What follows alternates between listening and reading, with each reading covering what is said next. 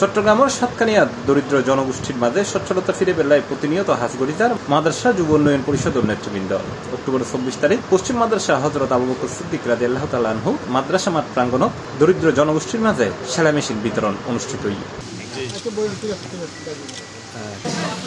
এই সময় প্রধান অতিথি হিসেবে উপস্থিত আছেন চট্টগ্রাম 15 আসনের সাবেক সংসদ সদস্য ও মহানগর জামাত ইসলামীর সাবেক আমির আলহাজ শাহজাহান চৌধুরী। আর সাতকানিয়া, কারানীহাট, 2000 সব জায়গায় ছাপলাই।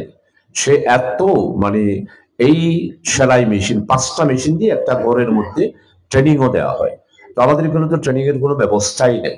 তো আমাদের মাদেরকে, ছেলেরা তো করবেই, কিন্তু আমি মনে করি আমাদের মাদেরকে, মহিলাদেরকে, মেয়েদেরকে আমরা এইভাবে করে যদি তাদের ইনকামের একটা ব্যবস্থা করে দিতে পারি তাহলে এটা বিশাল ব্যাপার। বিশেষ করে জাফর ভাই, উনি তো শুধু এইখানে না, আমি যা শুনতেছি কোথায় পটুয়াখালী, তারপরে কি কোথায় কোথায় জায়গা, ওইখানে পর্যন্ত দিচ্ছেন।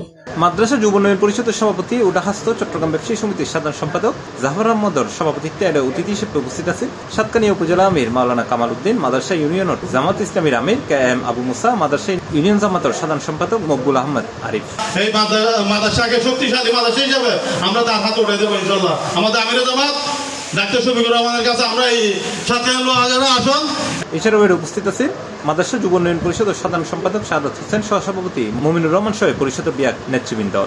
যুবকদের নিয়ে, সমস্ত মানুষদের নিয়ে কিভাবে এই সুন্দর সমাজ গঠন করা যায়, ইউনিয়নের অসহায় মানুষদের পাশে দাঁড়া যায়, বিপদে আপদে সার্বক্ষণিক সহযোগিতা করা যায়, সার্বক্ষণিক তাকে তিনি চিন্তা করতে থাকেন। তিনি ব্যবসার উদ্দেশ্যে চীন দেশে গেছেন, সেখানে একটু সুযোগ পেয়েছে, যার সাথে লেনদেন, যার সাথে ব্যবসা বাণিজ্য আছে। Plus TV, Chittagong.